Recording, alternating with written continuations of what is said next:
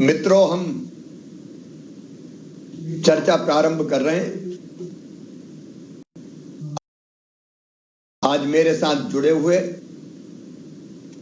मेरे मंत्रिमंडल के सहयोगी मंत्रीगण, आदरणीय सांसदगण, विधायकगण, जिला क्राइसिस मैनेजमेंट कमेटी के सभी सदस्यगण, हमारे कलेक्टर्स, कमिश्नर्स, पुलिस अफसर्स, स्वास्थ्य विभाग और मेडिकल एजुकेशन विभाग के हमारे अधिकारीगण, विकास खंड स्तरीय क्राइसिस मैनेजमेंट कमेटी के सदस्यगण, पंचायत और वार्ड स्तरीय क्राइसिस मैनेजमेंट कमेटी के सदस्यगण, प्रिय बहनों और भाइयों, नए साल की आप सबको हार्दिक शुभकामनाएं। मैं नए साल में काम प्रारंभ देव दर्शन करके करता हूं। आज त्रंबकेश्वर से आ रहा हूं। यहां ब्रह्मा, विष्णु, महेश, सृष्टि के रचयिता, पालन करता और जिनमें सृष्टि लय हो जाती है, उनके दर्शन और पूजा अर्चन करके आया हूं। और समृद्ध विकसित मध्य प्रदेश, आत्मनिर्भर मध्य प्रदेश बनाने का सामर्थ्य हमें दे, ये प्रार्थना की है। हम सब जानते हैं कि कोविड महामारी एक बार फिर से आ गई है। भगवान की कृपा रही है तो प्रार्थना की है, लेकिन मुकाबला हमें करना है। तीसरी लहर आ गई है। केस अब तेजी से बढ़ रहे हैं, देश में भी, दुनिया में भी, देश में भी और मध्य प्रदेश में भी। और इसलिए एक बार पूरी परिस्थितियां आपके सामने आ जाए, हमारी पंचायत और वार्ड स्तरीय क्राइसिस मैनेजमेंट कमेटी के सामने आ जाए, ये आवश्यक है। इसलिए एक प्रेजेंटेशन आपके सामने हमारे एसीएस श्री सुलेमान कर रहे हैं। वो प्रेजेंटेशन हम देखेंगे ताकि परिस्थितियों से हम अवगत रहें। इसके बाद मैं आपसे चर्चा करूंगा और फिर किसी मित्र के सुझाव, सलाह या जिज्ञासा होगी तो उस पर भी हम बात करेंगे। नए साल की शुभकामनाएं देते हुए मैं एसीएस से कहता हूं कि वो प्रेजेंटेशन प्रारंभ करें। लगाएं सर। आज के प्रेजेंटेशन में हमने 4-5 मुद्दों को कवर किया है। कोविड की वर्तमान स्थिति क्या है, जो नया वेरिएंट आया उसकी स्थिति क्या है, कोविड वैक्सीनेशन में क्या हो रहा है, किशोर बालिकाओं का जो बालक बालिकाओं का वैक्सीनेशन होना है उसके संबंध में चर्चा है, कोविड की तीसरी लहर की तैयारियों के बारे में चर्चा है। सर आज जैसा आपने कहा कि हमारा देश में कोविड का ट्रेंड बहुत बढ़ रहा है। पिछले 6 दिन में लगभग 3 गुना हो गए हैं। 9-10 हजार केस हुआ करते थे देश में, वो 27 हजार पे पहुंच गए हैं। और हमारे जो 5-7 केस होते थे 1 महीने पहले, वो आज हमें 151 केस हमारे रिपोर्ट हो रहे हैं। एक्टिव केस भी 608 पे हमारे पहुंच गए हैं। तो बहुत तेजी से बढ़ता हुआ ट्रेंड है। अगर हम बाकी प्रदेशों में इसका आप देखेंगे तो महाराष्ट्र में फिर से बहुत ज्यादा कोविड के केसेस हैं और महाराष्ट्र के बॉम्बे, पूना, थाने, तीनों जिलों में बहुत ज्यादा कोविड के केसेस आ रहे हैं। 9170 हो गए हैं। पश्चिम बंगाल जो पहले बहुत कम था, वो पिछले 1 हफ्ते में करीबन 8 गुना बढ़ गया है, 4512 केस हैं। दिल्ली में बहुत तेजी से बढ़ावट आई है, 2716। और केरल में अब केस थोड़ा कम हो रहे हैं क्योंकि वहां पहले बहुत ज्यादा केस हुआ करते थे। हमारे पड़ोसी राज्य सर गुजरात में भी 1000 क्रॉस हो गए हैं। तो सब तरफ केस ये रोज आ रहे हैं, वो संख्या है जी सर, जो डेली केस आ रहे हैं सर। तो बहुत मतलब तेजी से केस बढ़ रहे हैं सर। ये स्लाइड में मैं टेस्टिंग का आंकड़ा और उसकी पॉजिटिविटी बताने की कोशिश करी है। हमको अपनी टेस्टिंग बढ़ानी है। अभी हम 62,000 लगभग टेस्ट कर रहे हैं, जिसका हमने 1 तारीख से 75,000 का टारगेट जिलों को दिया हुआ है। 0.24% की पॉजिटिविटी आने लगी है, जो लगभग 0.01% होती थी। और अगर हम उसका ग्राफिकल डिस्ट्रीब्यूशन देखेंगे, नेक्स्ट स्लाइड, ये जरा ग्राफ ठीक से देख लीजिए। 21 नवंबर में केवल 25 केस थे, बढ़ते बढ़ते 28 नवंबर में 122 से लेके अब सीधे 26 दिसंबर के बाद जो ऊपर गए हैं, तो लगातार तेजी से ऊपर जा रहे हैं। 608 एक्टिव केस पहुंच गए एक्टिव केस, और वीकली केस 544। सर ये बिल्कुल जैसे द्वितीय लहर में जिस तरह का ग्राफ डेवलप हुआ था, बिल्कुल उसी तरह का सेम सिचुएशन दिख रहा है ग्राफ का सर। और जैसे द्वितीय लहर में जो स्थिति थी केसेस की, कि पहले इंदौर से शुरुआत होती थी, फिर भोपाल उसके साथ लगता था, बिल्कुल वही ट्रेंड है। इंदौर में 313 केस आए हुए हैं एक सप्ताह में, और भोपाल में 116 हैं। जबलपुर, ग्वालियर, खरगोन उसके पीछे चल रहे हैं। तो जो ट्रेंड सेकेंड वेव के टाइम पे था, उसी तरह का ट्रेंड डेवलप हो रहा है। जो हम जीनोम सीक्वेंसिंग कराते हैं, उसमें अभी तक हमारे ओमिक्रॉन के खाली 11 केस मध्य प्रदेश में आए हैं। वो 11 के 11 ठीक भी हैं, लेकिन हमारे बहुत सारे सैंपल हैं जो आदमी आते रहते हैं। अब हमने इंदौर में भी सैंपलिंग सर अपनी शुरू करा दी, और एम्स भोपाल को भी हमने पैसे दिए हैं कि वो भी हमारा काम शुरू कर देंगे। तो बट इससे कोई फर्क नहीं पड़ता कि सैंपलिंग हुई कि नहीं, क्योंकि ये तो पता चल ही जाता है कि पॉजिटिव है कि नहीं। तो वो पॉजिटिविटी हमारी लगातार बढ़ रही है। और अगर हम दुनिया में कंपेयर करके देखते हैं तो बिल्कुल लहर एकदम क्लियर है। अमेरिका में, ये आप दुनिया का ट्रेंड देख लीजिए। ये यूएस मतलब यूनाइटेड स्टेट, ये अमेरिका है जी सर। अब ऊपर सीधे ग्राफ जा रहा है, बता दीजिए। तीसरी लहर का ग्राफ सर, वहां दूसरी लहर में 2 लाख के आसपास केस आते थे, 2 लाख से एक दिन थोड़ा सा बढ़ा था। अभी अमेरिका में एक दिन में हाईएस्ट में 4.5 लाख केस हो चुके हैं। 7 डे एवरेज भी 3,52,000 केस पर डे का है।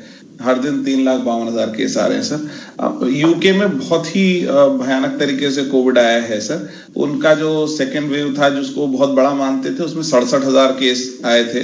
अभी वो एक दिन 2 लाख भी क्रॉस कर चुके हैं। मतलब सेकेंड लहर से तीसरी लहर 3 गुना उनकी बड़ी थी। अभी भी 1,56,000 का एवरेज, उनका 7 दिन का एवरेज निकालने तो भी आ रहा है, और अभी भी बढ़ने वाला ट्रेंड है।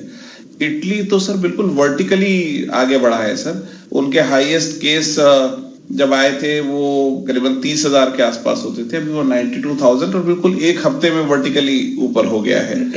इसी तरह फ्रांस की सिचुएशन है, उसमें भी पहले केस 50,000 से ऊपर कभी नहीं आए थे, और अभी 1,57,000, और एक दिन वो भी लोग 2 लाख टच किए हैं। तो सभी विदेशों के परिणाम से ये पिक्चर हमको क्लियर है कि जो ओमिक्रॉन के बाद जो लहर आ रही है, वो बाकी केसेस से, नंबर ऑफ केसेस इसके बहुत ज्यादा आ रहे हैं यूरोप में और पूरे वेस्टर्न वर्ल्ड में। साउथ अफ्रीका का उदाहरण ऐसा है कि जिसमें पीक आने के बाद अब ढलान आने लगा है। तो कई लोग ये भी कहते हैं कि पीक बहुत तेजी से आएगी और फिर तेजी से नीचे भी जा सकती है, लेकिन केसेस की संख्या बहुत होगी। जो स्टडीज सर दुनिया भर की वो ये कहती हैं कि इसमें हॉस्पिटलाइजेशन थोड़ा कम है, पहले के मुकाबले में हॉस्पिटलाइजेशन के चांसेस 50% कम है। उसकी वजह शायद खाली कोविड ना होके वैक्सीनेशन भी है, क्योंकि हमने लगभग 91% लोगों को सेकंड डोज लगाई है।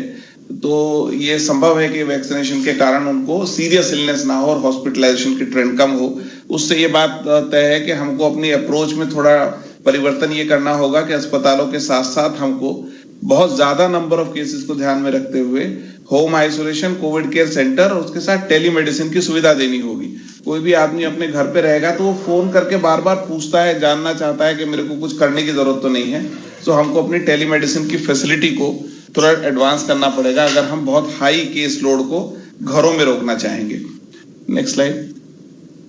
ये सभी को पता है कि हमने वैक्सीनेशन में जिलों ने बहुत अच्छा काम किया। लगभग 95% को प्रथम डोज और 91.6% को हमने सेकंड डोज लगाया। वैसे जो हमने आज सर दिल्ली बात भी करी है कि हमारा ये 94 पॉइंट, हमारा तो आंकड़े के हिसाब से ये 100% हो गया है, क्योंकि हमारे 5 करोड़ 20 लाख लगना चाहिए थी, उससे हम ज्यादा लगा चुके हैं, 5 करोड़ 21 लाख। तो बट फिर भी जो उनके आंकड़ों के हिसाब से है। जो जिलेवार प्रथम डोज की स्थिति है, नेक्स्ट स्लाइड, उसमें बहुत सारे जिलों ने बहुत अच्छा काम किया। इंदौर, भोपाल, झाबुआ, आगरमालवा, सभी। कुछ जिलों में थोड़ा चैलेंज भी रहा, सीधी और भिंड और मंडला, जहां वो 90% टच नहीं कर पाए। अभी भी हमारा प्रयास रहना चाहिए कि अगर कुछ लोग बचे हुए हैं तो उनको वैक्सीनेशन का डोज लग जाए, क्योंकि वैक्सीनेशन से सीरियस इलनेस नहीं होती, एकदम प्रमाणित बात है। ये जो जिनमें 90 से कम है, सीधी, भिंड, मंडला, पन्ना, श्योपुर, देवास, सागर और लगभग सिवनी तक, वो उस जिले की क्राइसिस मैनेजमेंट कमेटी कृपया करके ध्यान दे, हम थोड़ा सा और जोर लगाएं। मुझे लगता है कि 5-7% तो हम मान सकते हैं, लेकिन 10% लोग ना हो, ये बात गले में उतरती नहीं है। और इसलिए यहाँ और मेहनत करने की प्रथम डोज की भी जरूरत है, ये मेरा आग्रह है। आप जरूर ध्यान दें, क्योंकि एक बात तो तय है कि वैक्सीनेशन के बाद गंभीर जो असर होता है वो लगभग नहीं होता। इसका गवाह पूरी दुनिया है, इस पे ध्यान दें। नेक्स्ट है, ये द्वितीय डोज में भी यही स्थिति है। जिन जिलों में ऑब्वियसली पहला डोज कम है वहां द्वितीय डोज भी कम है, और बाकी जगह तो सभी लोगों ने अपना उसमें भी बहुत अच्छा काम कर लिया, जिससे उनकी इम्यूनिटी डेवलप लगभग वही जिले, सीधी, खरगोन, भिंड, अलीराजपुर, बड़वानी, छतरपुर, सागर, मंडला, देवास, अनूपपुर, राजगढ़, सिवनी, बैतूल, धार, श्योपुर, ग्वालियर और पन्ना, झाबुआ तक, ये सारे जिले कृपया करके ध्यान दे द्वितीय डोज पे भी। सर, अब कल से सर हमारा बच्चों का वैक्सीनेशन शुरू हो रहा है, 15 से 18 वर्ष के बच्चों का। कई बार ये बातें आती रहती हैं कि बच्चों में कोई वेव आएगी, हालांकि ऐसा कोई प्रमाणित हुआ नहीं कि बच्चों को कोई अलग से प्रभाव होगा, लेकिन अब बच्चों के वैक्सीनेशन को भी गवर्नमेंट ऑफ इंडिया ने सहमति दी है। निःशुल्क वैक्सीनेशन है ये भी, और इनमें 3 जनवरी से शुरू होना है 15 से 18 वर्ष के आयु समूह के लिए। अर्थ ये हो गया कि 2007 या उससे पहले जो भी जन्मा हो वो वैक्सीनेशन के लिए पात्र है। हमारे आकलन के अनुसार करीबन 48 लाख की आबादी है। मैं सभी जिलों को और सभी क्राइसिस मैनेजमेंट ग्रुप के सम्मानीय सदस्यों को ये बात क्लियरली कहना चाहता हूं कि इसमें इनको कोवैक्सीन लगनी है। किसी भी हालत में 18 वर्ष से कम में कोई कोविशील्ड ना लगाए, चूंकि वो वैज्ञानिक दृष्टि से प्रमाणित नहीं है कि कोविशील्ड उसको लग सकती है। तो ये गलती नहीं होना चाहिए। 15 से 18 में केवल कोवैक्सीन ही लगाना है, इसका हमको विशेष रूप से ध्यान रखना है। और इसके सेशन प्लान हो गए हैं, जिसपे प्रायर रजिस्ट्रेशन भी हो सकता है, और सीधे सेशन साइट पे जाएं तो वहीं जाके भी रजिस्ट्रेशन करके वैक्सीनेशन हो सकता है। जो जिलों से हमने अपेक्षा करी थी कि अब तक आपने अपने टीकाकरण दल के की ट्रेनिंग कर ली होगी, जिसमें उनको ये बताना था कि उनको स्कूल का आईडी भी चल जाएगा और कोई आईडी ना हो तो, और साथ में ये बताना था कि कोवैक्सीन लगानी है। कंफ्यूजन बचाने के लिए हमने निर्देश दिए हैं कि 15 से 18 वर्ष का वैक्सीनेशन केवल शासकीय केवल स्कूलों में होगा, चाहे वो निजी हो या शासकीय हो, और वहां केवल उन्हीं बच्चों का, मतलब वहां कोई डुप्लीकेशन नहीं होगा, बड़े लोगों का वैक्सीनेशन वहां नहीं होगा, ये हमको इंश्योर करना है। और जो सेशन आपने प्लान किए हैं उसको हम लोग, ज्यादातर सेशन आप लोगों ने अपने पोर्टल पे डाल दिए हैं, और जो बना रहे हैं उनको भी डाल दें। बस ये भर ध्यान रखना है कि वहां कोई डुप्लीकेशन ना हो, खाली बच्चों के लिए हो और खाली कोवैक्सीन लगे। हमने डोजेस सबको अवेलेबल करा दिए हैं। हम कल उम्मीद कर रहे हैं कि कल हम 15 लाख लोगों का हमने जिलों को कहा है कि टारगेट करके चलें, कि कोशिश करें कि हम 15 लाख टच कर सकें। उस हिसाब से हमने 18 लाख से ज्यादा डोजेस अवेलेबल कराई है जिलों को, और क्षमता है जिलों में, जितना आप कर सकोगे, जितना जल्दी इसको कर सकते हैं उतना अच्छा होगा हमारे लिए। 3 जनवरी का लक्ष्य भी हमने, पीपीटी हटा लिया क्या हो गया? 3 जनवरी का 12 लाख का लक्ष्य हमने डोजेस के हिसाब से भी दिया हुआ है, लेकिन जिलों से जो मेरी जितने भी कलेक्टर से बातचीत है, मैंने उनको कहा है कि अपने को इससे आगे बढ़ने की कोशिश करना चाहिए, जितना हम अधिकतम कर सके, ताकि हमारी लीड होगी तो हमको उसी हिसाब से बाकी डोजेस मिल जाएंगी। और जैसा माननीय मुख्यमंत्री जी की अपेक्षा है कि हम इसको 15 तारीख तक खत्म ही कर दें, इसको और लंबा चलाने की जरूरत नहीं, सबको पहली डोज तो हम 15 तारीख तक लगा दें। Next slide.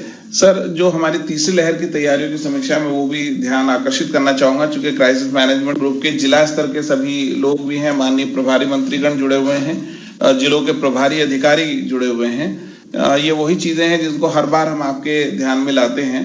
पहली बात होम आइसोलेशन की है। जैसा मैंने कहा, चूंकि केसेस बहुत ज्यादा होंगे और जो ट्रेंड है वो सीरियस केसेस का नहीं है, तो होम आइसोलेशन प्रायोरिटी होगी। तो बहुत ज्यादा लोग होम आइसोलेशन में हमको रखने पड़ेंगे, तो उनकी मॉनिटरिंग का हमको सिस्टम वापस अपना एक्टिवेट करना होगा। District command and control centre जो है उसको हम चालू करें। एसिम्प्टोमेटिक जो केसेस है उनको घर में रखें, जिनको घर में रखें उनको होम आइसोलेशन की किट दें। एक हमने वो ब्रोशर बनाया था कि होम आइसोलेशन में क्या सावधानियां रखना चाहिए, किट के साथ वो ब्रोशर उनको दें, और साथ में टेली कंसल्टेशन की व्यवस्था करें। टेली कंसल्टेशन के कई सारे मॉडल अवेलेबल हैं, अब हमारे खुद के भी हैं, गवर्नमेंट ऑफ इंडिया के भी हैं, जिनसे परामर्श कर सकते हैं, और कमांड कंट्रोल सेंटर के माध्यम से भी हम कोशिश करें कि जिसको भी होम आइसोलेशन में रखा है उससे, पिछली बार हम करते थे कि 2 बार बात होना चाहिए, अभी कम से कम 1 बार उससे हम बात कर सकें, ये व्यवस्था हम रखें। और ये व्यवस्था भी रखें कि जरूरत पड़ने पर अगर उसको शिफ्ट करना हो अस्पताल में तो एम्बुलेंस के माध्यम से शिफ्ट कर लें। ये पॉइंट एक्चुअली मैं और ज्यादा इंसिस्ट नहीं कर सकता, बहुत जरूरी है, क्योंकि इस पे number of cases home isolation में बहुत ज्यादा होंगे। अगर हम टेली कंसल्टेशन की व्यवस्था नहीं करा पाएंगे तो हमको दिक्कत होगी, ये हमको करना पड़ेगा। उसके बाद दूसरा जो व्यवस्था है वो कोविड केयर सेंटर की है। वो लोग जिनको हम एसिम्टोमेटिक या लो सिम्टम वाले मान रहे हैं लेकिन उनके घर में जगह नहीं है, तो उनको कोविड केयर सेंटर में शिफ्ट करना होगा। हर जिले में अभी हमने एक कोविड केयर सेंटर चालू करने के लिए कहा है। कोविड केयर सेंटर चालू करने का मतलब वहां पे स्टाफ, डॉक्टर, दवाइयां, एम्बुलेंस और सबसे ज्यादा जरूरी साफ सफाई तथा भोजन की व्यवस्था होना चाहिए, ताकि जो लोग वहां जाएं वो एक अच्छे एनवायरनमेंट में रह सके। कोशिश करें कि अशासकीय संस्थाओं को कोविड केयर सेंटर के संचालन से जोड़ा जाए। कई जिलों में बहुत अच्छे प्रयोग इसके हुए हैं। और साथ में ये चिन्हांकित भी कर लें कि अगर हमको कोविड केयर सेंटर बढ़ाने पड़े तो विकास खंडों में हम कहाँ कर पाएंगे, ये हमको अगली व्यवस्था करनी होगी। उसके बाद जो मरीज जिनको इलाज की जरूरत पड़ेगी ही, ऐसे कुछ लोग जरूर होंगे, ये उसकी तैयारी कि हम 31,000 बिस्तर सरकारी संस्थाओं में करना चाह रहे हैं। लगभग 7,756 हमने लक्ष्य रखा है चिकित्सा शिक्षा का, स्वास्थ्य विभाग का 23,551 का। आपको जिला स्तर पे ये सुनिश्चित करना है, नेक्स्ट स्लाइड, कि हम ये देखें कि ये हमने जो कार्य योजना बनी है उसके अनुरूप अब सब बिस्तर अब तैयार हो जाएं, उसमें कोई इक्विपमेंट की कमी ना हो, ऑक्सीजन लाइन की कमी ना हो, वेंटिलेटर्स की कमी ना हो। जो उस कार्य योजना के अनुसार व्यवस्था है, अब वो समय आ गया है कि हम उसको जिलों पे बिल्कुल चालू हालत में तैयार करके रखें, ताकि एक दिन के शॉर्ट नोटिस पे भी हम उसमें मरीजों को भर्ती कर सकें। तो हम उसको बिल्कुल फाइनल स्टेज पे लाना है।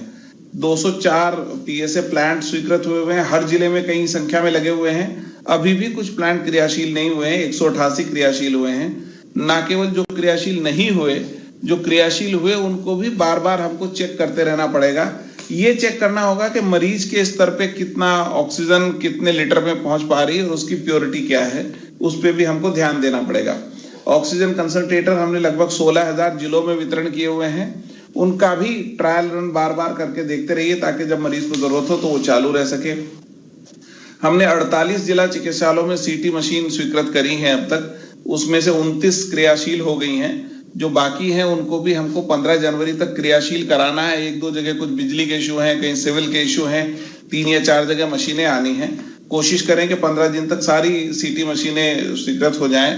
मुझे जिलों को ये भी बताना है कि जहां मेडिकल कॉलेज में मशीन नहीं कर पाए, वहां भी हमने जिला चिकित्सालयों में सीटी मशीन की व्यवस्था करी है, उसको यूज में लाना होगा हमको। साथ में हमने बहुत सारे परमानेंट डॉक्टर्स और नर्सेज की व्यवस्था करी है। 1,000 हमने रेगुलर डॉक्टर रिक्रूट किए हैं पिछले बार के मुकाबले में। 6,500 करीबन नर्सेज सेकेंड वेव के बाद हमने रेगुलर रिक्रूटमेंट से करी हैं। 1,623 एएनएम है, 1,188 पैरामेडिकल स्टाफ है। ये वो स्टाफ है जो रेगुलर रिक्रूटमेंट के थ्रू हमने जिलों में उपलब्ध कराया है। इसके अतिरिक्त आप ये देख सकते हैं कि हम और का अगर हमको कोई टेम्परेरी स्टाफ चाहिए तो आप बताएंगे तो हम उसकी स्वीकृति भी देंगे। Next slide. हमने सर अब तक हमारे जो ऑक्सीजन के टैंक होते थे वो केवल मेडिकल कॉलेजेस में होते थे सर।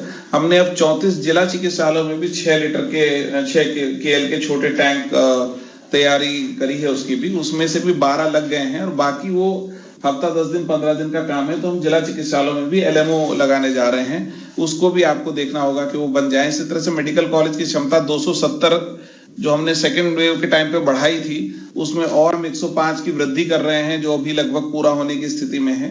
हमने लगभग 30,000 ऑक्सीजन सिलेंडर डिफरेंट कैपेसिटी के जिलों को उपलब्ध कराए हुए हैं। ये इंश्योर करना है कलेक्टर्स को कि जो ऑक्सीजन सिलेंडर हैं ये प्राइवेट लोगों से एग्रीमेंट करके भरवाने का काम करते हैं। ASU से नॉर्मली भरे जाते हैं। पिछली बार भी हमने कहा था आप देख लें आपका एग्रीमेंट वैलिड है कि नहीं, और कोशिश करें कि 2 एग्रीमेंट कर लें ताकि एक वेंडर फेल भी हो तो दूसरे से अपन सिलेंडर भरवा सकें। जो निजी क्षेत्र में ASU जिलों में लगे हुए हैं, पिछली बार इसमें बहुत दिक्कत हुई थी। सबसे बड़ा ASU पीथमपुर में है जो 40 टन का था, जिसको हमको लगभग 1 महीना लग गया था चालू करने में। इस बार अपने पास समय है, उन लोगों से बातचीत कर लें। 132 केएल की टोटल कैपेसिटी है एएसयूज की, वो अभी से हम तैयारी करके रख ले कि वो सब चालू हो गए हैं, उसमें कुछ मेंटेनेंस कराना है तो अभी करा लें। प्राइवेट सेक्टर से बातचीत करके हमको ये काम कराना होगा। शासकीय चिकित्सालयों में दवाएं और कंज्यूमेबल्स हमने कहा 1 महीने की व्यवस्था हमारी हो जाए, इसकी भी हमको पुष्टि करनी है। नेक्स्ट, इतना ही जितना शासकीय चिकित्सालय का काम जरूरी है उतना ही निजी चिकित्सालयों से व्यवस्था कराना भी जरूरी है। जो मुख्यमंत्री कोविड उपचार योजना पिछली बार बनाई थी उसको 31 मार्च तक बढ़ा गया है। अब हमको इस योजना में फिर से, जैसे पहले आपने अस्पतालों के अनुबंध किए थे, इस बार फिर से अस्पतालों के अनुबंध करने होंगे और उनको अनुबंध करके आपको सार्थक पोर्टल पे उनके बिस्तरों की संख्या दिखानी होगी। जो लोग योजना अंतर्गत अनुबंध ना भी कर रहे हैं और केवल कमर्शियल तरीके से कोविड का इलाज करना चाहते हो, उसमें भी कलेक्टर्स को हमने स्पष्ट रूप से बताया है कि उनको भी सार्थक पोर्टल पे लाना होगा। जो जब तक सार्थक पोर्टल के वो क्रेडेंशियल आप उनको अधिकृत ना करें तब तक वो कोविड का इलाज ना कर पाए, इस बात के हमको लीगल ऑर्डर भी जारी करने हैं। कलेक्टर्स को अपने स्तर पे व्यवस्था करनी होगी। ये इसलिए जरूरी है कि उस ऑर्डर के बाद हम इस बात की मॉनिटरिंग कर पाएंगे कि वो अतिरिक्त राशि तो नहीं ले रहे हैं। चूंकि निजी चिकित्सालयों में क्या चार्ज कर सकते हैं वो दरें यहाँ से पहले से निर्धारित की गई हैं और उच्च न्यायालय स्तर से भी उसकी मॉनिटरिंग होती है, तो हमको ये व्यवस्था भी करानी होगी। बार बार ये बात हम लोग कहते रहे हैं कि शासकीय और निजी चिकित्सालयों की ज्वाइंट प्लान बनाएं ताकि बिस्तरों की उपलब्धता ओवरऑल अवेलेबल रहे। कौन से प्राइवेट अस्पताल में, कौन से सरकारी हैं, हमारे पोर्टल पे दिखना चाहिए कि कितने बिस्तर उपलब्ध हैं और वहां रेट क्या है जिसपे वो अपना इलाज कराएंगे, ताकि जो आदमी अपनी इच्छा से जहां चाहे वो इलाज करा सके। हम ये टारगेट करना चाह रहे हैं जिलों के साथ मिलकर कि 25,000 बिस्तर कम से कम प्राइवेट सेक्टर में उपलब्ध हों। जिलावार आपके क्या लक्ष्य होंगे ये एनएचएम अलग से भी आपको बताएंगे और हम आपसे लगातार इस पे बात भी करेंगे। बट प्राइवेट सेक्टर को बढ़ावा देके हमको इस अभियान में अपने साथ रखना है। ये मैं सभी क्राइसिस मैनेजमेंट ग्रुप के माननीय जिला स्तरीय सदस्यों से आग्रह करना चाहूंगा। Thank you sir. मित्रों, आपने आज पूरी स्थिति प्रेजेंटेशन के माध्यम से देखी है। हमने कोविड की पहली लहर का भी मुकाबला किया है। हमारे सम्मानित प्रधानमंत्री श्रीमान नरेंद्र मोदी जी के नेतृत्व में, और दूसरी लहर से भी हम लड़े हैं। ये प्रधानमंत्री जी के नेतृत्व का ही परिणाम है कि 140 करोड़ टीके भारत में लग चुके हैं। अपने आप में अद्भुत है ये। और प्रधानमंत्री जी के कुशल नेतृत्व में हम सब मिलके अब इस तीसरी लहर से मुकाबला करेंगे। और इसलिए पहली चीज, क्राइसिस मैनेजमेंट कमेटीज को पूरी ताकत से सक्रिय होना पड़ेगा, चाहे जिला स्तर की हो, चाहे विकासखंड स्तर की हो, चाहे पंचायत और वार्ड स्तर की हो। प्रभारी मंत्री और कलेक्टर मिलकर सुनिश्चित करेंगे कि हमारे माननीय सांसदगण, विधायकगण, समाजसेवी, धर्मगुरुगण कोविड के क्षेत्र में पहले भी जिनने बहुत बेहतर काम किया, हम सबको जोड़ लें। कई तरह की संस्थाएं हमारी सहयोगी रही हैं। पतंजलि योग पीठ, गायत्री परिवार, श्री श्री रविशंकर जी की संस्था, जन अभियान परिषद, भारतीय जनता पार्टी के कार्यकर्ता जुटते ही हैं। अन्य दलों के कार्यकर्ताओं से भी बात होनी चाहिए। बीजेपी के स्वास्थ्य कार्यकर्ता भी 2-2 पंचायत स्तर पर हैं, उनको भी सक्रिय करना चाहिए। संघ, सेवा भारती, हमको सबको जोड़ना है। रहवासी संघ शहरों में, व्यापारी संस्थाएं, व्यापारिक संगठन, लायंस क्लब, रोटरी क्लब जैसी संस्थाएं, अलग अलग जितने तरह की संस्थाएं, उनको जोड़ना होगा। हमको जुड़े हुए हैं, लेकिन और ताकत से हम इस लड़ाई में उन सबको जोड़ें और जो अपेक्षाएं हैं, जो आग्रह है मेरा, सबको जोड़ के काम कराएं। अब ग्राम स्तरीय जो हमारी समितियां हैं, पंचायत स्तरीय और वार्ड स्तरीय, उनसे मैं निवेदन करना चाहता हूं कि खांसी, सर्दी, जुकाम, हल्का बुखार, इसको गंभीरता से ले। गांव में वही देख सकते हैं जैसे पिछली बार हम लोगों ने टीका लगवाए, सैंपल टेस्ट के लिए नहीं मिलते थे, उनको लगाया, या जो बीमार थे उनको निकाल के कोविड केयर सेंटर तक ले गए, या पंचायत भवन या स्कूल को ही हमने कोविड केयर सेंटर बना दिया। तो ये तो गांव में करना पड़ेगा हमको।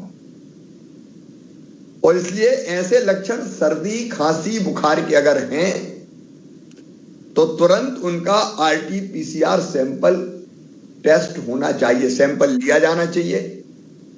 कोई छुपाए ना, ये नजर हमको रखनी पड़ेगी, क्योंकि छुपने से ही पिछली बार बड़ी विकट परिस्थितियां बन गई थी।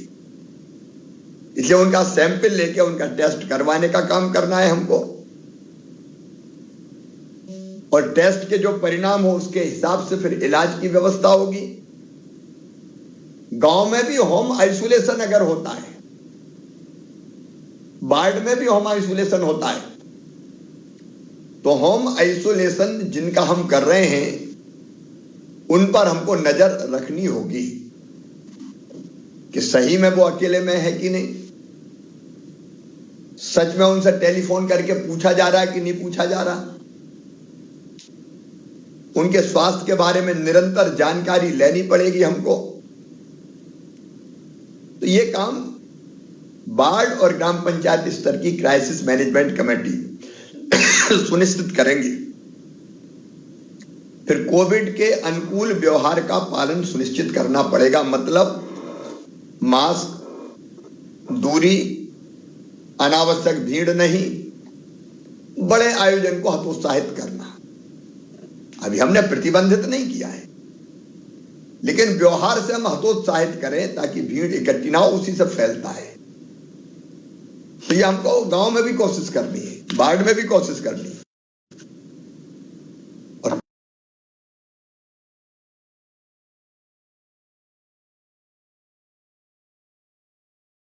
तीसरा काम सबका ही है वो, लेकिन ग्राम पंचायत में या वार्ड में 15 से लेकर 18 वर्ष की उम्र के हमारे बेटे बेटियों का युद्ध स्तर पर वैक्सीनेशन। अब टारगेट बना लो कि हम किसी भी 15 से लेकर 18 साल के उम्र के किशोर के बच्चों के बेटे बेटियों को हम वैक्सीनेशन कराकर ही चैन की सांस लेंगे, क्योंकि ये सबसे बड़ी सुरक्षा है। फिर हमारी ब्लॉक स्तरीय जो कोविड क्राइसिस कमेटीज हैं, उनको दो चीजें तो सबको करनी है, कोविड एप्रोप्रिएट बिहेवियर और वैक्सीनेशन पूरे ब्लॉक में सुनिश्चित करवाना, 15 से लेकर 18 साल के बच्चों का भी। और अगर कहीं रह गए हैं पहले डोज और दूसरे डोज के लिए, तो खोज खोज को उनको भी लगवाना है। लेकिन उनको ब्लॉक स्तरीय चिकित्सा अधिकारियों के साथ, एसडीएम के साथ मिलके समन्वय करके टेस्टिंग को बढ़ाना पड़ेगा। अभी टेस्ट में सैंपल नहीं देते लोग, अब सैंपल नहीं देते तो पता नहीं चलता। आज 61,000 हुए हैं, ये बढ़ा के हमको 75,000 तक ले जाना है। 70 मैंने पहले बार बार कहा, क्योंकि इसी से पता चलेगा हमको। तो टेस्ट कैसे बढ़े इसकी चिंता करें, और ब्लॉक स्तर पे कोविड केयर सेंटर कहां बनाया जाए ये तय कर लें। अभी हड़बड़ी में नहीं बनाना है हमको,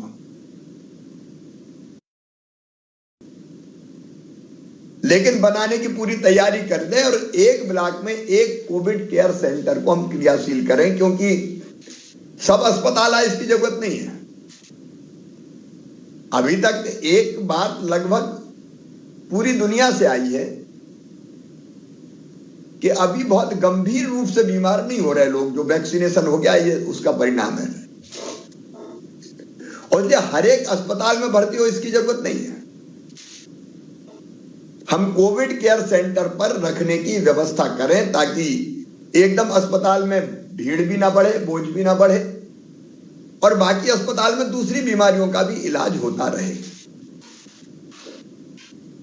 और ब्लॉक स्तर के अस्पताल की व्यवस्था देख लेना, एक कोविड केयर सेंटर की तैयारी और एक ब्लॉक स्तर पे जो हमारा अस्पताल है उसकी सारी व्यवस्थाएं आप चेक कर लीजिए, मिलके देख लीजिए ताकि वो अस्पताल भी जरूरत पड़ने पर चाक चौबंद रहे। फिर जिला स्तरीय जो कोविड क्राइसिस मैनेजमेंट कमेटी है उनको जो बाकी काम मैंने बताया वो तो उनको देखने ही है, उनको मैं दोहरा नहीं रहा, वो काम उनका ही है। एक जिले में टेस्टिंग को वो जरूर देखें, टेस्ट बढ़नी चाहिए साहब, तब पता चलेगा कि कितने पॉजिटिव आ रहे हैं। और दूसरे जिले में तो कोविड केयर सेंटर चालू करना ही है, सभी 52 जिलों में तत्काल एक कोविड केयर सेंटर आप प्रारंभ कर दीजिए ताकि सामान्य लक्षण वाले पॉजिटिव पेशेंट्स को वहां जरूरत पड़ने पर भर्ती किया जा सके। और अस्पताल की जो व्यवस्थाएं हैं, चाहे जिला चिकित्सालय हो या आपके यहां मेडिकल कॉलेज हो या अन्य चिकित्सालय हो, उनकी व्यवस्थाओं को आपको देख लेना चाहिए, देखना ही है। तो प्रभारी मंत्री, कलेक्टर, सांसद, विधायक, समाज सेवी संस्थाएं और बाकी मित्र जो कोविड की क्राइसिस मैनेजमेंट कमेटीज में जिलों में हैं, जरूरत पड़े कोई छूट गया तो और जोड़ लें, कोई आपत्ति नहीं है उसमें। तो ये व्यवस्थाएं हमको तत्काल देखनी है। माननीय मंत्रीगण, कलेक्टर्स और क्राइसिस मैनेजमेंट कमेटी से कुछ निवेदन मैं और करना चाहता हूं। एक, जिले को जो आवंटित टेस्ट की संख्या है, सैंपल लेके टेस्ट करना है, उतने टेस्ट आपके जिले में होना ही चाहिए। टेस्ट करना ही सावधानी भी है और इसी में हमारी सुरक्षा भी है। अलग अलग जिलों के लक्ष्य तय है, जनसंख्या और तीव्रता, आकार, उसके हिसाब से। तो कृपया कर जनता को एजुकेट कीजिए और जनता से मेरी प्रार्थना भी कि टेस्ट करवाएं, सैंपल देने में कोई भी कोताही ना बरतें। फिर अंतर्राज्यीय आवागमन वाले स्थान जैसे bus stand, railway station, airport, इन पर भी टेस्टिंग और सैंपल लेने की व्यवस्था होनी चाहिए। फिर जिलों में पूर्व से संचालित फीवर क्लिनिक, ये सब ध्यान से सुन लें। फीवर क्लिनिक चालू करने हैं, कई जगह चालू होंगे या नहीं है, तुरंत चालू करें। उसमें होगा कि सर्दी खांसी बुखार हुआ तो फीवर क्लिनिक बगल में ही है, वहां गए और तुरंत टेस्ट करवा लिया तो तत्काल पता चल जाएगा, अस्पताल जाने की जरूरत नहीं पड़ेगी। फिर पूरे जिले में खांसी सर्दी बुखार वाले तो टेस्ट होना ही चाहिए, वो अनदेखे ना रहें। फिर आप ये चिंता भी करें कि पॉजिटिव जो केसेस आ रहे हैं, अभी 602-3 हमारे यहां एक्टिव केस है और अभी 150 से ज्यादा पॉजिटिव केस रोज आने लगे। ये संख्या बढ़ेगी, जैसा ट्रेंड अभी आपने देखा दुनिया में, देश में बढ़ रहे हैं, बढ़ेगी हमारे यहां। लेकिन कॉन्ट्रैक्ट ट्रेसिंग करना है, एक को परिवार में हो गया तो बाकी कर लेनी। डेल्टा जब आया था दूसरी लहर में तो पता चला कि नहीं करवाया तो पूरा का पूरा परिवार बीमार हो गया, गंभीर हो गया। इस बार ये लापरवाही किसी भी कीमत पे हम नहीं कर सकते, इसलिए कॉन्ट्रैक्ट ट्रेसिंग आप सुनिश्चित करवाएं ताकि एक को अगर हुआ है तो आसपास कौन है उनको तो संक्रमण नहीं फैला, इसकी जानकारी तत्काल मिल सके। जैसा अभी बताया गया, पॉजिटिव प्रकरण में हर केस को अस्पताल में भर्ती करने की आवश्यकता नहीं है। तो फिर होम आइसोलेशन जगह हो तो एक ही कमरा में तो होम आइसोलेशन हो नहीं सकता। इसलिए अगर घर होम आइसोलेशन की व्यवस्था वाला है तो होम आइसोलेशन, और नहीं है तो फिर कोविड केयर सेंटर जैसी व्यवस्था में उनको ले जाना। सामान्य लक्षण है तो एकदम अस्पताल जाने की जरूरत नहीं है। फिर जिलों में यह भी ध्यान देना पड़ेगा कि सैंपल टेस्ट करने के लिए जो निर्धारित लैब है उनको प्रेषित किए जाए और 24 घंटे के भीतर जांच के परिणाम से अवगत कराया जाए। पिछली बार देर लग रही थी, ये 24 घंटे में करना है।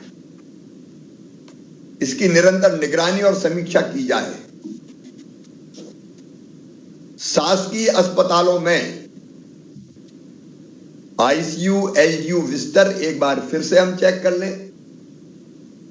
ऑक्सीजन सपोर्टेड सामान्य बिस्तर, ऑक्सीजन बेड, आइसोलेशन बिस्तर जिनमें ऑक्सीजन की जरूरत नहीं पड़ेगी। इस बार हो सकता है कई को ऑक्सीजन की जरूरत ना पड़े, हम तैयारी सब रखेंगे। इसके साथ दवाइयां, महीने भर की दवाई पूरी चाहिए हमारे पास, और जैसे ही कम होना शुरू हो महीने भर फिर दवाई की व्यवस्था कर लें, आप तत्काल खबर करें। लेकिन ये नहीं होना चाहिए कि फलानी गोली नहीं है, फलानी टैबलेट नहीं है, फलानी चीज नहीं है। दवाइयां, इंजेक्शन, जो आवश्यक चीजें वो महीने भर की हमारे पास चाहिए, कम से कम 1 महीने के लिए। वेंटिलेटर एक बार फिर चला के देख लें, बायपैप, सीपैप, ऑक्सीजन की व्यवस्था, और जैसा भी बताया पीएसए प्लांट अभी 204 में से 188 चालू हालत में चल रहे हैं सक्रिय। तो जो चालू हालत में उनकी भी प्योरिटी बार बार मॉक ड्रिल हुई है, फिर से एक बार देख लें शुद्ध ऑक्सीजन उसमें से आ रही है कि नहीं आ रही है। और बाकी जो बचे हैं उनको जल्दी से जल्दी सक्रिय कर लें, क्योंकि 204 में से 188 मतलब 10 कितने 16 बचे हैं, तो उनको भी चालू कर लें। फिर कोविड उपचार योजना, मुख्यमंत्री कोविड उपचार योजना, कलेक्टर्स ध्यान से तत्काल प्रभारी मंत्रियों के निर्देशन में, वैसे तुरंत कलेक्टर्स को यह काम करना है कि जो हमारे प्राइवेट अस्पताल है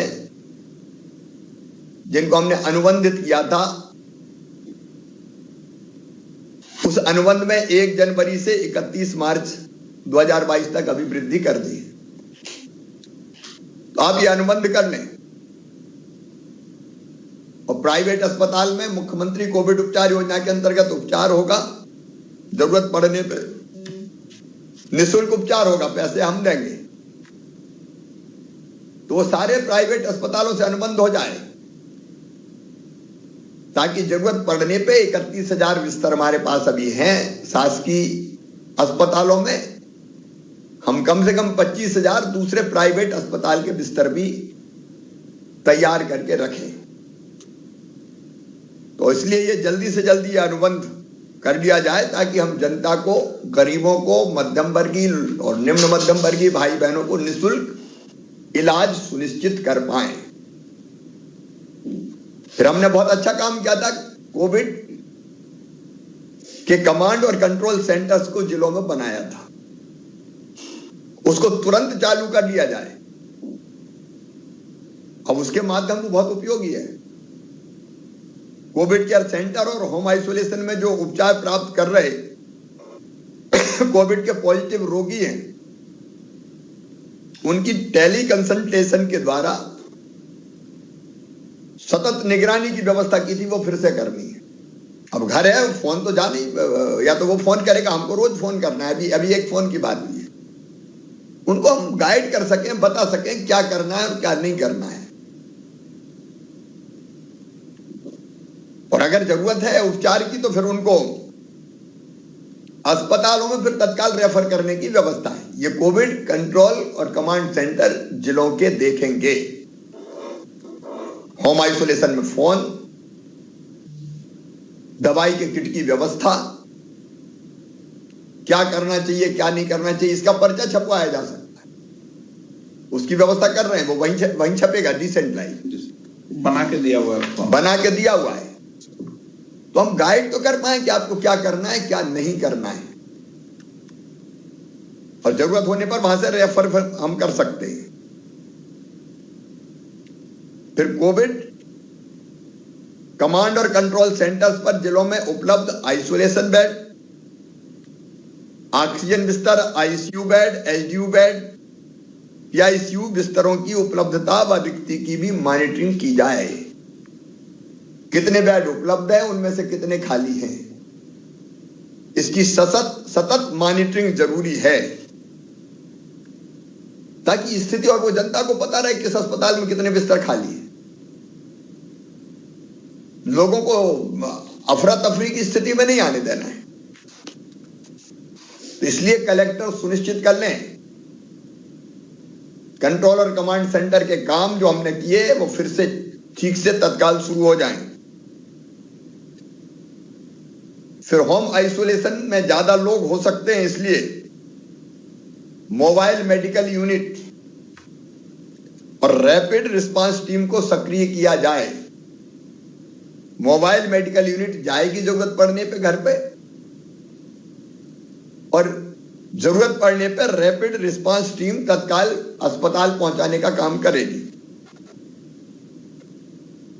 अब ऐसे रोगी जो होम आइसोलेशन में हैं, उनको मोबाइल मेडिकल यूनिट और रैपिड रिस्पांस टीम और फीवर क्लिनिक के माध्यम से होम आइसोलेशन के किट देंगे, जिसमें निर्धारित दवाइयां होगी। आपको ध्यान होगा पिछली बार ये किट बांटने से बड़ा फायदा हुआ था हमको। लोगों को किट मिल गया, दवाई खाना शुरू कर दी सर्दी जुकाम में ही, तो कई लोग बच गए, गंभीर होने से बच गए थे। तो ये मेडिकल किट देनी है तो इनको देनी है। ये रोज पूछताछ होगी, जरूरत पड़ी तो शिफ्ट करेंगे। फिर एक चीज और ध्यान देंगे, विशेषकर कलेक्टर, भारत शासन का पोर्टल है S3, उस पर समस्त वांछित जानकारी समय सीमा में प्रतिदिन अपडेट किया जाना चाहिए। नोट कर लें, S3 पोर्टल पर रोज अपडेट करना ही है वांछित जानकारी। फिर हर जिले में क्राइसिस मैनेजमेंट कमेटी के साथ मिलके कितने शासकीय अस्पताल में बिस्तर है और कितने प्राइवेट में बिस्तर है, इसको एक साथ एकीकृत कर लें। क्योंकि बिस्तरों की उपलब्धता की जानकारी भी हमको सार्थक पोर्टल जो हमारा है, सार्थक पोर्टल के 3B फॉर्म को जिलों में भरना सुनिश्चित करें और जानकारी अपडेट करें। आप आज से समझ गए होंगे प्राइवेट और सरकारी और प्राइवेट मिलकर कितने बिस्तर हैं, ताकि प्राइवेट के बिस्तर भी तैयार रहे। और कोई भी प्राइवेट, ये बात आई गई कि अगर उसको कोविड का उपचार करना तो निर्धारित प्रक्रिया का पालन करना होगा, तो पहले से आप देख लें। फिर एक बात और गंभीरता से, अभी से पूरी गंभीरता के साथ करें, उपचार के लिए निजी चिकित्सालयों का ऑथराइजेशन धारा 144, धारा 144 किया जाए। और यह सुनिश्चित कर लें रेट कैपिंग, रेट की कैपिंग इसलिए जरूरी है कि मनमानी कीमत लोग ना वसूल पाए। सरकार ने रेट्स तय किए, वो जो तय रेट हैं उसी पर इलाज सुनिश्चित किया जाना है। तो रेट कैपिंग, जो सरकार द्वारा निर्धारित दर है उस पर इलाज, मतलब ऑक्सीजन की उपलब्धता, अगर वो इलाज कर रहे तो ऑक्सीजन होना चाहिए उन अस्पतालों में, ये सुनिश्चित करवा लें। और ट्रेंड उनका नर्सिंग और डॉक्टर्स का स्टाफ चाहिए, और साफ सफाई और सुरक्षा की पूरी व्यवस्था चाहिए। तो इसको पूरी गंभीरता के साथ करवाएं। ये बहुत जरूरी नहीं, पिछली बार ऐसा आया था कि पेशेंट भर्ती कर लिए, ऑक्सीजन है ही नहीं, और बाद में फिर सोशल मीडिया पे कर रहे हैं कि 1 घंटे की बची, आधा घंटे की बची। वो अफरा तफरी नहीं मचना है। इसे पहले सुनिश्चित कर लें किसी भी स्थिति में ऑक्सीजन की कमी ना हो। और इसलिए मैं फिर कह रहा हूं, PSA plant, oxygen concentrator, oxygen cylinder, medical gas pipeline की व्यवस्था, इसको सुनिश्चित कर लें। यह सबसे जरूरी आवश्यकता है। दूसरी लहर में हमने देखा है, फिर जहां जहां जिन जिलों में आपको प्रशिक्षित मानव संसाधन चाहिए, लोग चाहिए, स्टाफ चाहिए, उनकी अस्थायी रूप से नियुक्ति का आकलन करके तत्काल आप यहां भेज दें ताकि वो भर्ती की जा सके। लोग चाहिए, आखिर हमको प्रशिक्षित लोग चाहिए। तो इसको भी हमको तत्काल प्रेषित करना पड़ेगा और उसको तत्काल करना पड़ेगा। फिर कोविड-19 के निदान हेतु आवश्यक पैथोलॉजी जांच की उपलब्धता जिलों में आप सुनिश्चित कर लें, और सिटी स्कैन की उपलब्धता सुनिश्चित कर, तो ये बहुत जरूरी, हमने देखा उस समय संभावित आवश्यकता के अनुसार संभावित कोविड रोगियों की जांच की जाए। अब हमारी 29 जिलों में सिटी स्कैन मशीन क्रियाशील है, बाकी के प्रयास हो रहे हैं। इसलिए इस पहलू पर भी आपको ध्यान देना होगा। इस समय इससे जिम्मेदारी का काम और कोई नहीं है, क्योंकि हम संकट के मुहाने पे खड़े हैं। और इसके साथ जो जरूरी चीज है, मैं फिर दोहरा रहा हूं, कल से 3 जनवरी से, देखिए मैं आप सबको बधाई देता हूं, मंत्रीगण, सांसदगण, विधायकगण, जिला के प्रशासन, कलेक्टर सहित, कमिश्नर सहित, वैक्सीनेशन में मध्य प्रदेश ने बहुत शानदार काम किया है। 94.8% अपना फर्स्ट डोज हो गया, लगभग 95,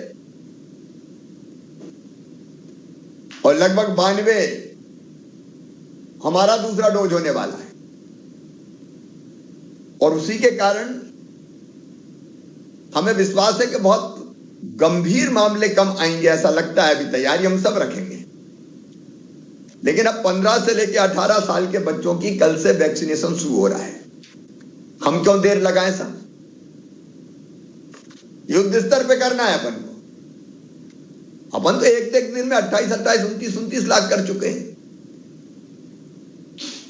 कोवैक्सीन लगना है, वैक्सीन मिलती जाए और हम पात्र बेटा बेटियों को लगाते जाएं। काहे के लिए हम 20 दिन और 15 दिन का इंतजार करें? जितने जल्दी मिले उतने जल्दी लगा के अपने बच्चों को भी सुरक्षित कर लें। अपन 60 साल से ऊपर के जो विभिन्न बीमारियों से ग्रसित भाई बहन हैं और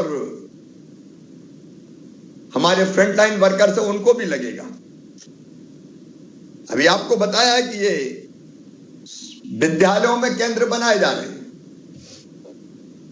जिलों ने अपने अपने केंद्र तय कर लिए होंगे।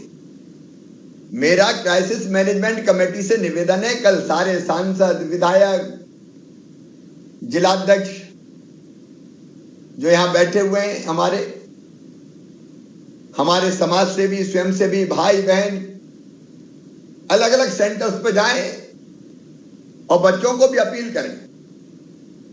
सोशल मीडिया के माध्यम से करें, मीडिया के माध्यम से करें, वीडियो अपलोड करें, धर्मगुरुओं की अपील करवाएं, प्रभावी लोगों की अपील जाए, आपकी अपील सोशल मीडिया पे जाए। कि तुरंत ये वैक्सीन लगवाइए। माहौल बनेगा तो बहुत तेजी से ये वैक्सीनेशन हो जाएगा। कल मैं, आप, हम सब किसी न किसी वैक्सीनेशन सेंटर पे जाएं, विधायकगण पूरे क्षेत्र में भी घूम सकते हैं, क्या दिक्कत है? बच्चों से मुलाकात ही होगी। बाकी साथी भी, हमारे जिलाध्यक्ष और बाकी साथी भी निकले, बिल्कुल कार्यकर्ता भी निकले। पंचायत स्तर की जो कोविड क्राइसिस कमेटी घर घर से निकाल के स्कूल के सेंटर पे लाए और लगवाए। इसको हम जल्दी से जल्दी पूरा करना चाहते हैं। मैं आपके माध्यम से प्रदेश की जनता से भी अपील करना चाहता हूं, संक्रमण रोकने का एक ही तरीका है, आपस में संपर्क कम किया जाए। हम आर्थिक गतिविधियां नहीं रोक रहे हैं, गरीब की रोजी रोटी जाती है, व्यापार बिजनेस जाता है, हम वो चलने देंगे, लेकिन साथ में लोगों की जिंदगी भी खतरे में ना पड़े, ये कोशिश भी हमको करनी है। और इसलिए मास्क जरूर लगाएं, सब भीड़ भरे आयोजन ना हो,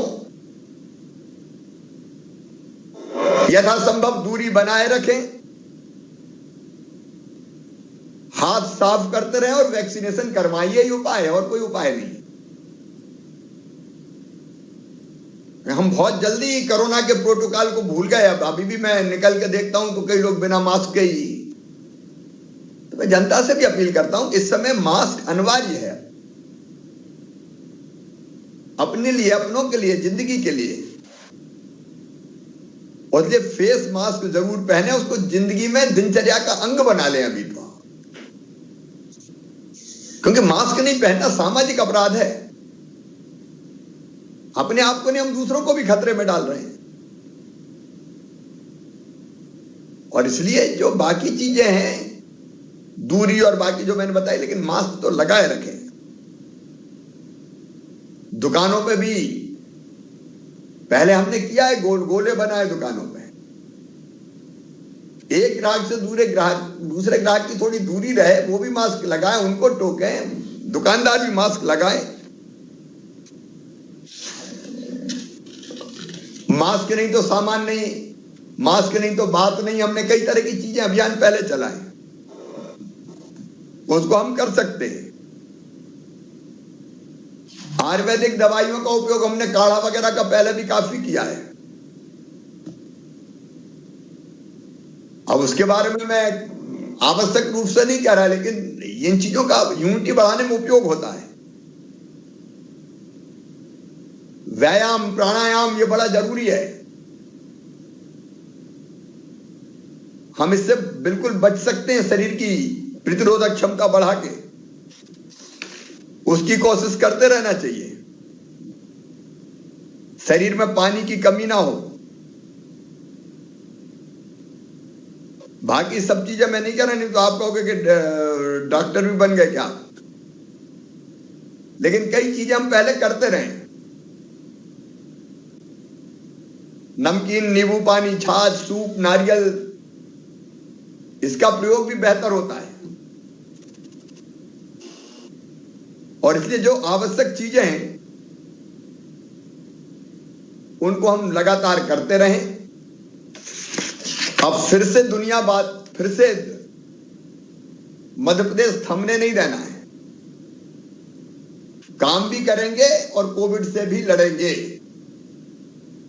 मुझे पूरा विश्वास है कि मध्य प्रदेश ने एक अलग मॉडल जन भागीदारी का बनाया है, जिसको पूरे देश ने सराहा है।